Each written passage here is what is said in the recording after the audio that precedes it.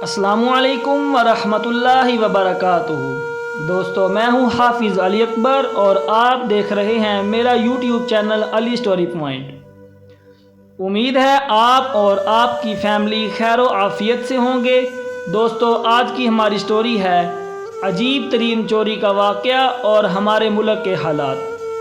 تو اگر سٹوری اچھی لگے تو ویڈیو کو لائک، شیئر اور چینل کو سبسکرائب ضرور کر لیجئے گا اور ساتھ میں بیل آئیکن کو ضرور دبا لیجئے گا تاکہ ہماری آنے والی ہر ویڈیو آپ تک پہنچے، اور اپنی رائے کا اظہار کمنٹ سیکشن میں کرنا نہ بھولیے گا۔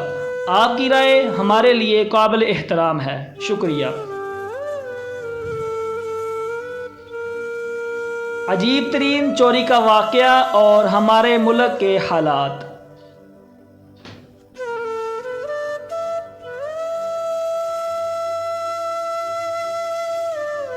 ایک نہایت شاطر اور ماہر چور نے چوری کی خاطر مہنگا لباس زیب تن کر کے معزز اور محترم دکھائی دینے والا شیخ بن گیا۔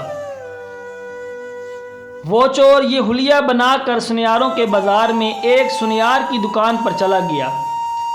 جیسے ہی سنیار نے اپنی دکان میں اتنے خوبصورت، رئیس، امیر ترین اور محترم دکھائی دینے والے شیخ کو دیکھا جس کا نورانی چہرہ چمک رہا تھا، تو سنیار کو ایسے لگا جیسے آج اس کی دکان کی قسمت جاگ گئی ہے۔ اسے پہلی بار اپنی چھوٹی سی دکان کی عزت و وقار میں اضافے کا احساس ہوا۔ سنیار نے آگے بڑھ کر شیخ کا استقبال کیا۔ شیخ کے روپ میں چور نے کہا، آپ سے آج خریداری تو ضرور ہوگی، مگر اس سے پہلے بتائیں، کیا آپ یہ اچھا سمجھتے ہیں کہ آپ اپنی سخاوت سے ہمارے ساتھ مسجد بنانے میں حصہ ڈالیں؟ اس نیک کام میں آپ کا حصہ خواہ ایک درہم ہی کیوں نہ ہو۔ سنیار نے چند درہم شیخ کے حوالے کیے ہی تھے کہ اسی وقت سنیار کی دکان میں ایک خوبصورت لڑکی آئی جو اصل میں اس چور کے ساتھ تھی۔ دکان میں داخل ہوئی اور سیدھی جا کر شیخ کے ہاتھوں کو بوسہ دیا اور التجائیہ لہجے میں اپنے اور اپنے اہل و عیال کے لیے خیر و برکت اور دعا کے لیے کہا۔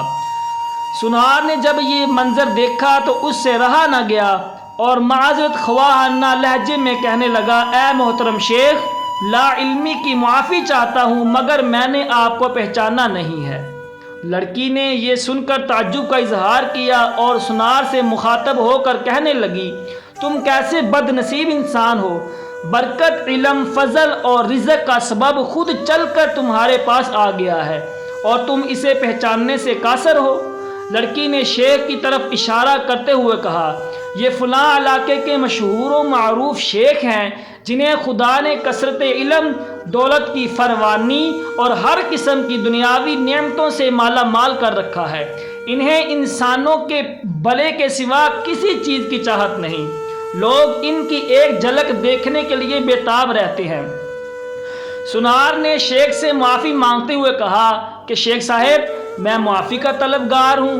میرا سارا وقت اسی دکان میں گزر جاتا ہے اور باہر کی دنیا سے بے خبر رہتا ہوں، اس لیے اپنی جہالت کی وجہ سے آپ جیسی نیک ہستی کو نہیں پہچان سکا۔ شیخ نے سنیار سے کہا، کوئی بات نہیں، انسان خطا کا پتلا ہے۔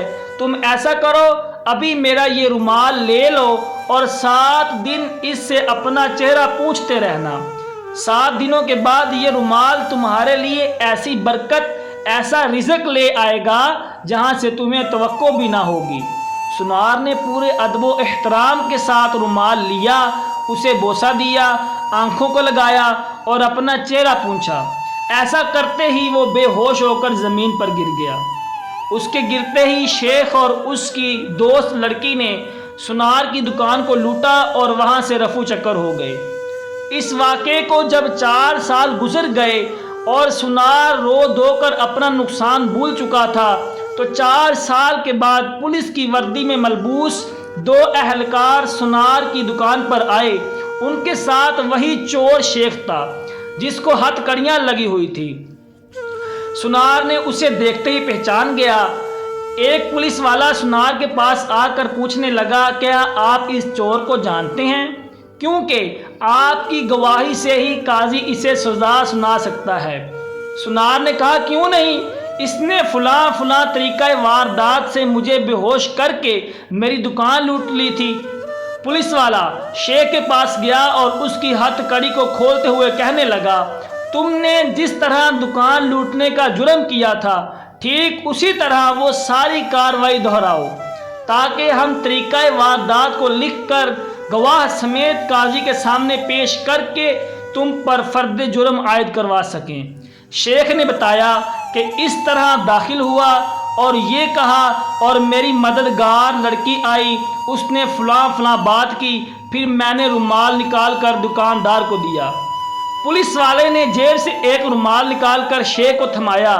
شیخ نے سنار کے پاس جا کر اسی طریقے سے اسے رومال پیش کیا تو پولیس والا سنار سے کہنے لگا جناب آپ بالکل ٹھیک اسی طریقے سے رومال کو چہرے پر پھیریں جیسے اس دن پھیرا تھا۔